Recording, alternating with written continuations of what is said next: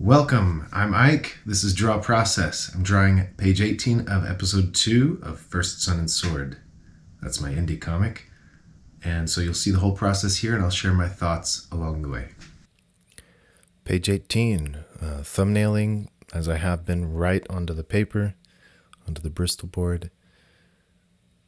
And then that's with a lighter pencil, and then penciling on top of that, inking on top of that.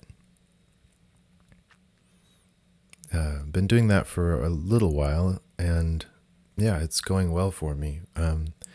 It definitely pushes me away from,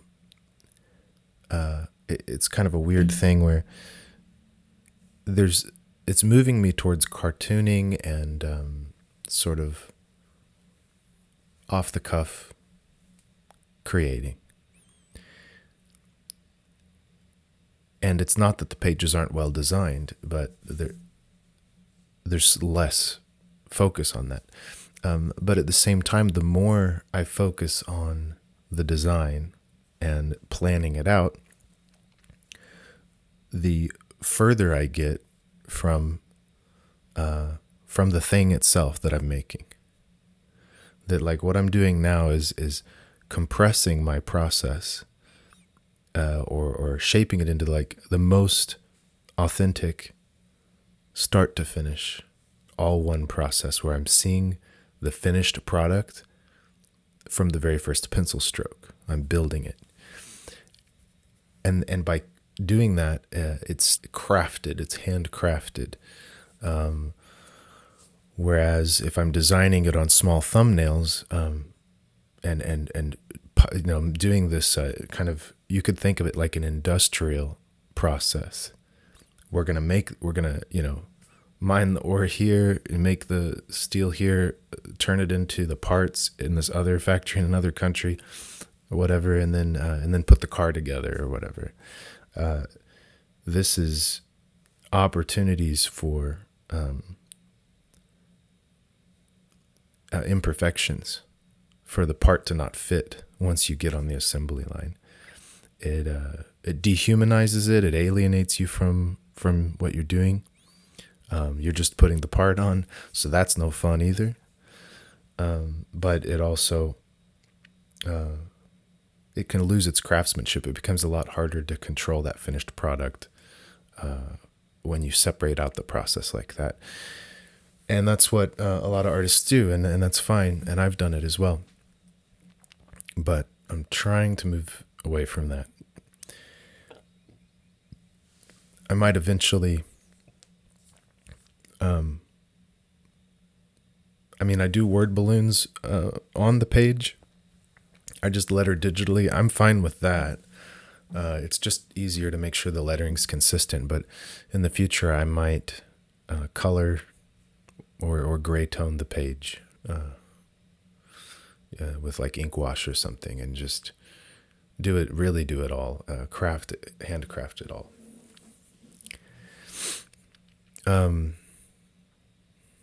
When it comes to constructing these physical environments and kind of positioning my characters and the camera, I'm really trying to stay like fluid, stay on the page, make it up as I go. Sometimes I do look something up if I just want to make sure that a table or the shape of a house is somewhat unique. Just add a little more interest and uniqueness to things. I will look it up. Or if it's something that I'm not sure how to draw, like on a page coming up, I had to draw a pigeon, and I just went ahead and looked up some pigeons and used that to reference the structure of them.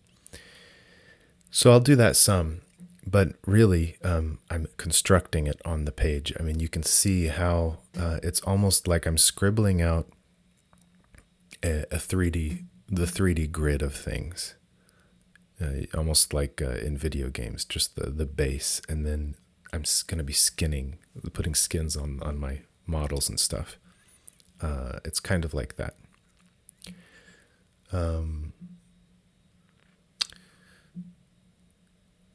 it's also kind of like in a video game when you when the computer is loading things that are on the edge of your visibility, or like when you enter a room or a new space and you can see things pop into existence. It's kind of like that too, because I don't know what's inside the house. I don't plan that far ahead. I know she's walking up a hill, so it starts out with a point that's her and a scribble that's a building, and then you build. But then I'm not planning that well for what's inside the building. But then she walks in, and now I have to show you what's there. It's not unlike what I would think AI will be doing for us as we end up using it for video games and stuff.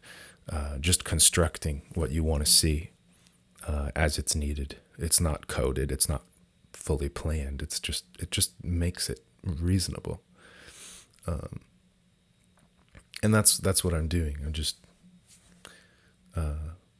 making it up as I go. The camera moves to a different angle. Okay, what's on that wall? What's this look like from this angle? And then just throw it in.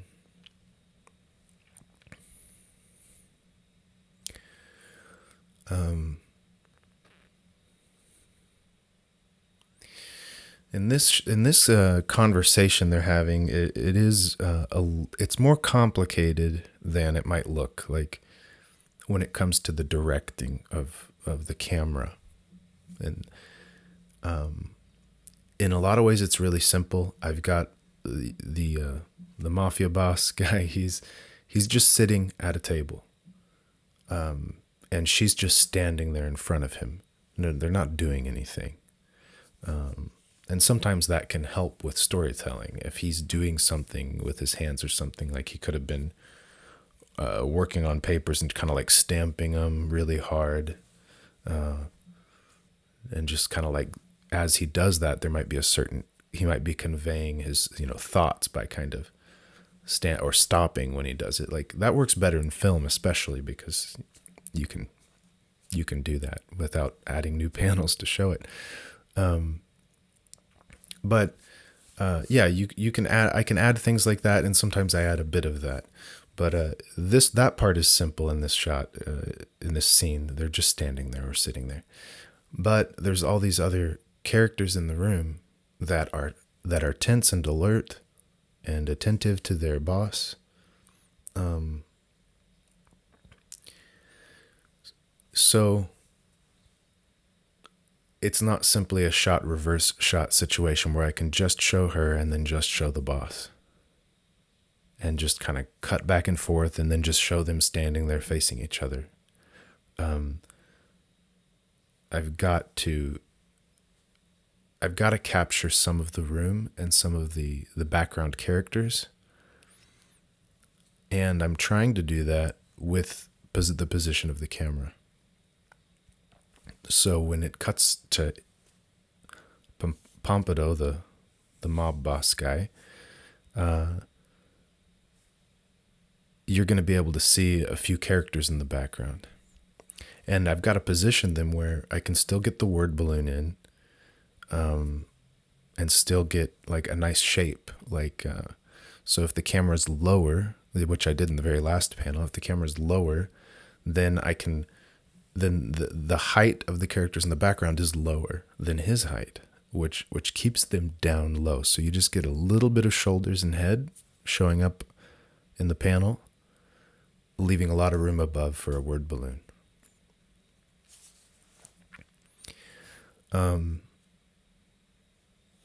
That's different than what I was just saying about constructing the room as I go. This is, it relates to it because I do have to fill in what's there, but moving the camera around in my mind, trying to get the right shot, and position, and again, more complicated because it's not just one character. I'm trying to position the background characters too in a way that works. Yeah, and I think it went pretty well. I've been putting more panels on the page. I'd mentioned that before. And you can see that here. That's quite a bit. We have 5 rows of panels. Some of them are getting really very short, like not very, very tall in their row. One way I can do that is cropping off even pieces of the character's head. The very top of the head could be cropped off. Just a real close up. And also putting word balloons next to the character. If you try to put them above the character, you're going to end up with a taller panel. So like the second to last row here, a very wide, full width panel that's very narrow. It's not very tall. I mean, not very short. It's not very tall. And that it is almost entirely filled with word balloons on the left, with the character kind of positioned slightly to the right, and trying to keep a balance there, that the character's kind of on a third next to the word balloons. But yeah, squeezing down on things to fit more into the page. Without sacrificing establishing shots, environment, and things like that. You can't, I'm trying not to do any sacrificing of that, but just squeeze it in more.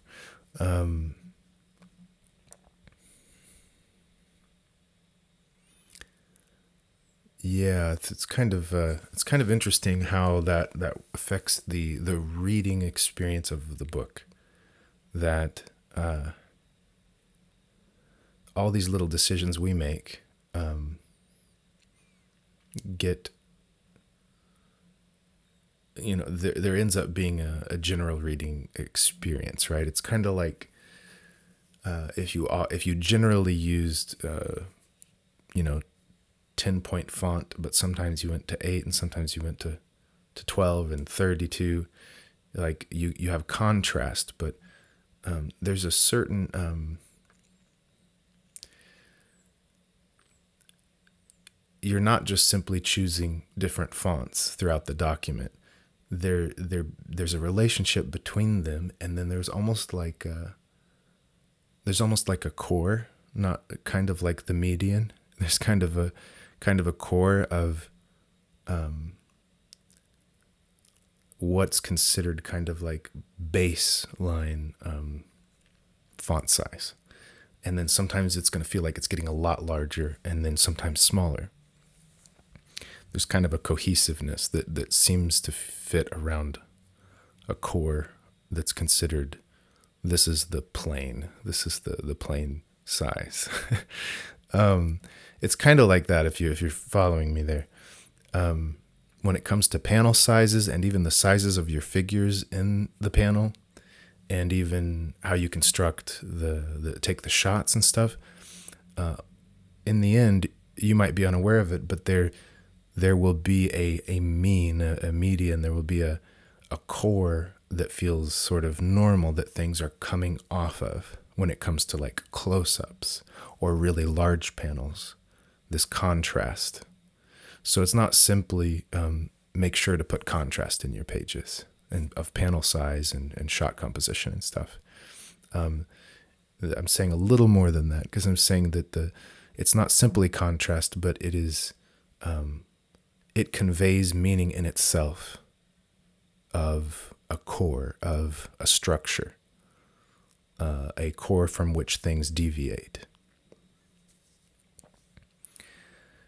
And sometimes we're unaware that that's what's happening. And I think that accounts for like a lot of variety in comic styles. When I look at comics by other creators, you might like pick up a comic and it feels a little different. You're like, this feels like a different language. There's a different, the size of these panels and the figures in them, this is not what I'm used to exactly. But as you read it, you start to get accustomed to it. It's like you're learning that language. You're learning that core and how things are deviating. And then when you see a big panel that actually only takes up a quarter of the page, but it's considered, in contrast, considered like a big one. It starts to feel right. You start to go, whoa, that's a big image. That's a big panel. But it's not. It's relatively big compared to the others, but it's not compared to other comics you had read. And so a few pages in, an issue in or whatever, you start to get accustomed to that composition, that language. And so by trying to tighten things up and add more panels in my shots, I'm adjusting that language a bit, and I'm not totally in control of it. I'm not fully planning that out exactly where that core is going to be. I'm just aware that is going to happen as I'm guided by principles, by what I'm trying to do. I just keep moving that direction, and there will be that sort of style emerging. And I think it's a good thing, that there's that variety. And I think we should be aware that that's happening as we make our books, so that we're intentional, so that we, can master our craft. We should have some awareness about what we're doing. So I'm putting more panels in, and it's adjusting that style, the sort of visual language, and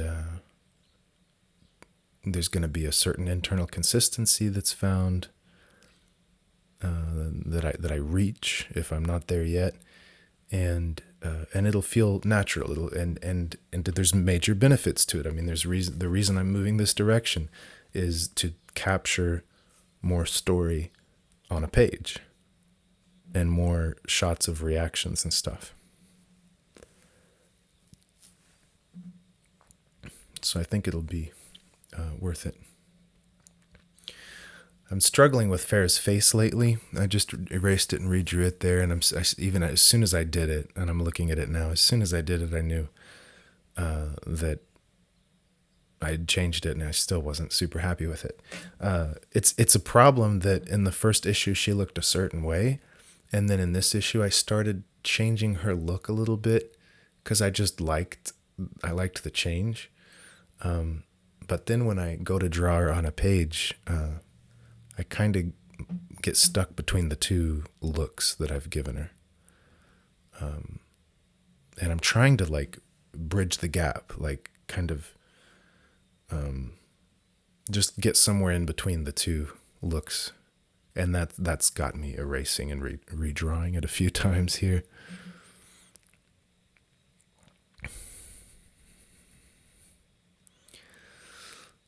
Yeah.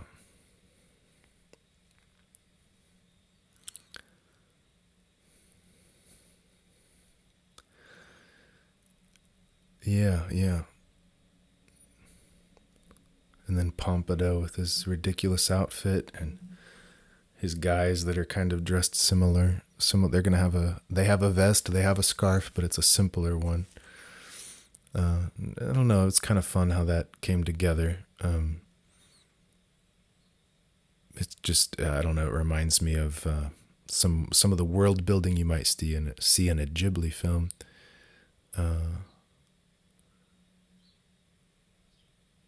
It's where it's intentional and a little bit caricature of sky pirates or whatever they are.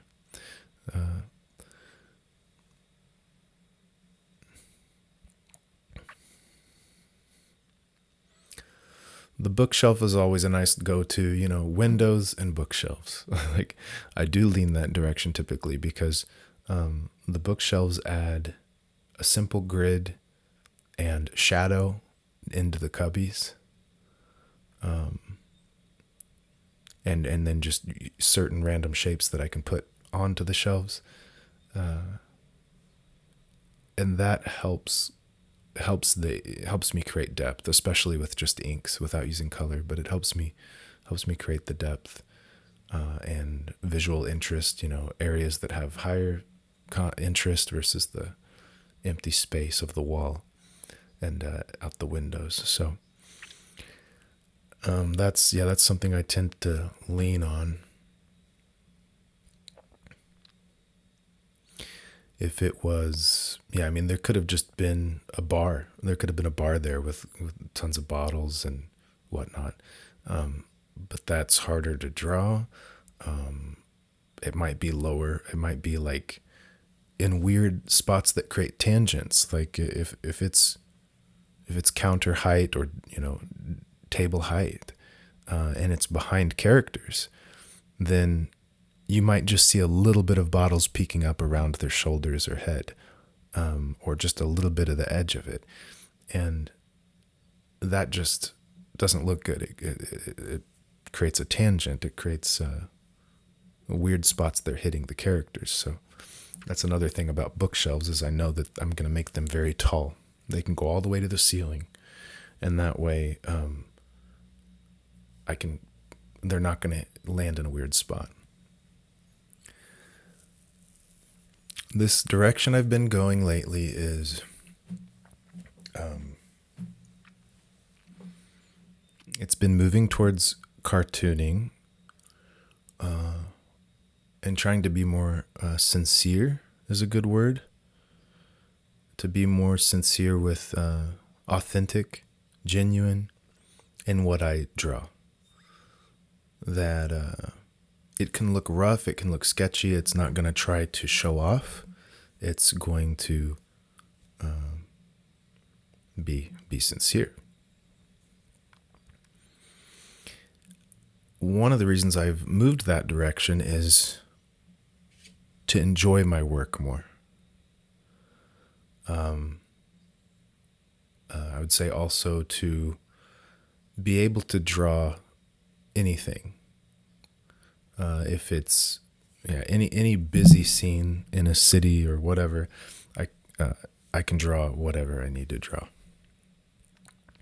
because it's loose, it's creative, it's rough. I can just go for it. It doesn't have to be so controlled that I can't accomplish it without lots of hours of work. That's the thing about like going really abstract, like really positive and negative space, blocks of shadow, which I did more of in the past. If you move that direction, it gets more difficult to capture actual three-dimensional space, lots of things going on in one shot. And you can try to direct your way around that, moving the camera a lot. But it's really prohibitive. So that's a reason. It's also because I struggle with, what do you call it? Burnout or feeling defeated. And I don't talk about that much because I like to be positive. I like to speak, life into things and not complaint or negativity. But I think it's worth saying.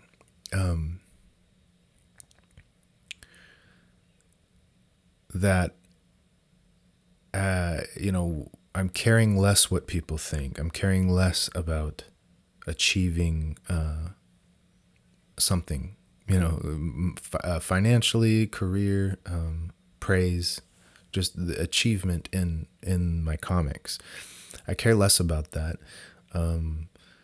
And I care less what people think, and I care less if I just draw the way I naturally draw. If I do something wrong, if it's not great, I don't care as much. But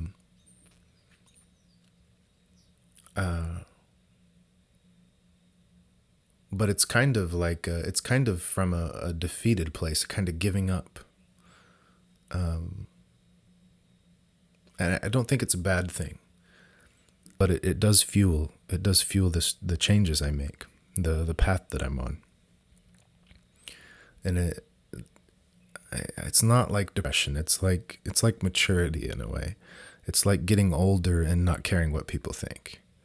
It's realizing your limitations and accepting them, and wanting to speak authentically and be sincere. That I want to tell stories that are really sincere and communicate in a way that is, and that is not ashamed. That could approach any topic with clear eyes, with love and care, and revealing myself, revealing my soul in the work in ways that one could be embarrassed to do, especially when you're worried what people think, and when you're still young and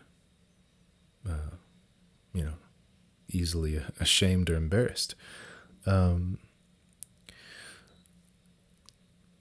But it's a painful process of that sort of ego death, this sort of I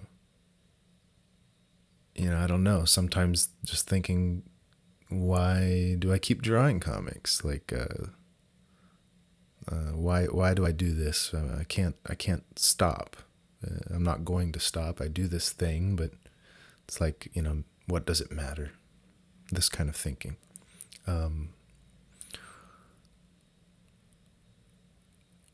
And yeah, I don't think it's a bad thing. If someone came along and encouraged me and was like, no, your work is really good. Don't despair. Don't feel bad about it. Don't feel like it's not going to amount to anything, because you can create your success, and you need to believe in yourself, and so on. Someone could speak that to me and try to encourage me, and but it might actually not help. It might be a detriment, because this despair I'm feeling is a good thing. It's part of maturing. It would be like a 60-year-old man that's trying to act like he's 20, and his friends being like, "Yeah, man, you're still young. You still, you look good. You can pick up the ladies or whatever." It's like, no, that might not be the advice this person needs. They need to grow up, and yeah, it's kind of like that. I need to grow up. And that's been the process lately too, is that the way that I make art cannot be something that I do in secret, that I pull away from family or responsibilities to do. It has to be something that fits within my life, within my responsibilities, that I'm open about. It's not some secret hidden addiction. It's something that that I choose is important, and that I communicate with my family about openly, where and it can't be a detriment.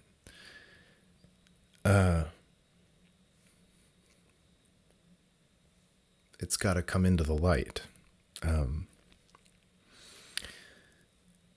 and to mature. And so, that's the process. I think it's the healthier path, but I think it's the path that'll make the best work. An unabashed, sincere work that, that expresses something human, and would be, an ideal medium vehicle for story. Yeah, I always draw the analogies with like oral tradition of like an orator or an actor.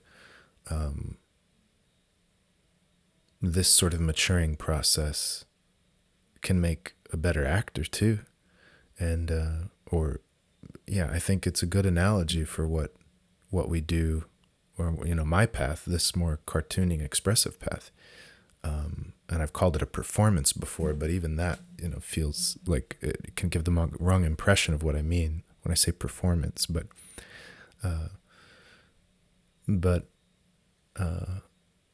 an actor delivering a scene, a monologue. They bring their full self to it, and they need to open up and unlock the things they're not comfortable with. They can't worry about what people are going to think, but they have to go into it fully. And that's the vehicle for a communication that is very rich, that cannot be done otherwise. It's not done like in a TED Talk way of just, basic public speaking communication.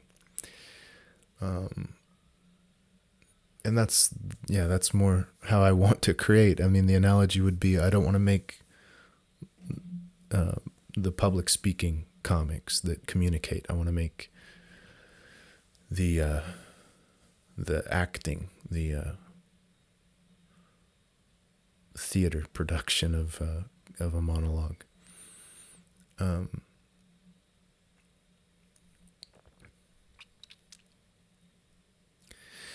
So it is. It's a challenging path,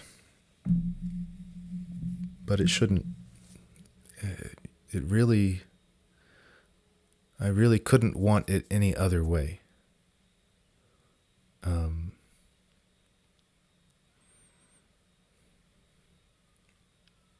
These all the challenges are how they should be. Like it should be challenging, and if it was even harder, it might be even better. If it was even harder to succeed in comics than it is, it might even be better for creators when it comes to making good work.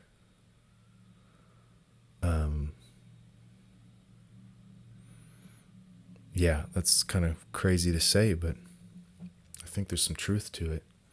Can we really say that we have better actors today than we did 50 years ago?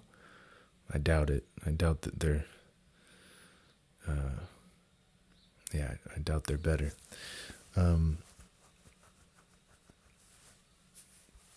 There's too much, in a way, there's too much hope that we can, as far as what I've heard about young actors, too much hope that they can just get TikTok famous, and they can focus on, their social media presence and their image, and they're not, at least in America, that they're worried what people think too much, for example, and they're not just focusing on the craft, being able to portray different characters, like just learning to act, learning accents and so on. They're not taking it seriously because there's almost too much hope that they're going to succeed without having to put in the work.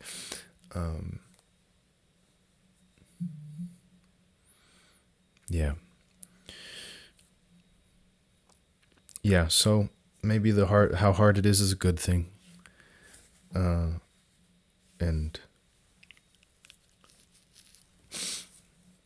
I guess it's the what doesn't kill me makes me stronger kind of mentality.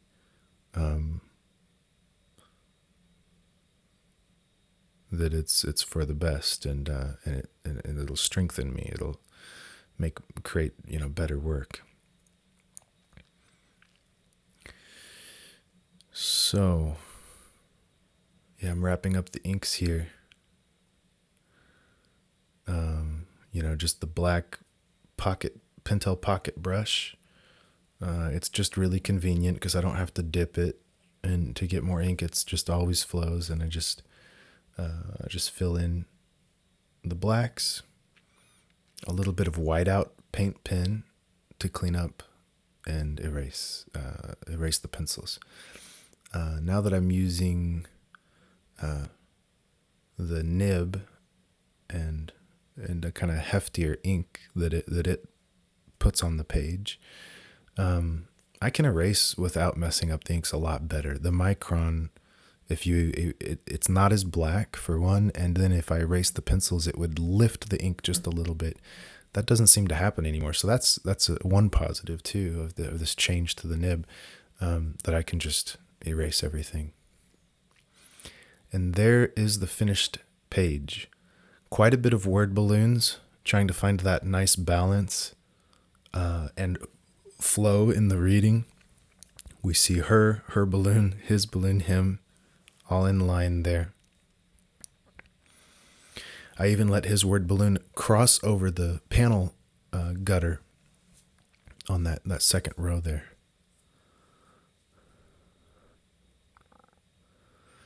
I've been adding the highlights with the color, like sort of lighting and shadow. It doesn't take that long, and it really helps with the finished piece. It helps her pop off of the background with that highlight on her, as you see it here as well. Yeah, and that's it. The finished page, that last panel. It was nice to end on a wordless panel, and Pompidou feeling like he's just won, like he knows something now. What in this conversation she's revealing to him how desperate she is, what she really needs, and now she needs him. And so he's got the upper hand. So what went from like really nervous and afraid for this encounter to him feeling, I'm going to get something out of this, a really greedy figure.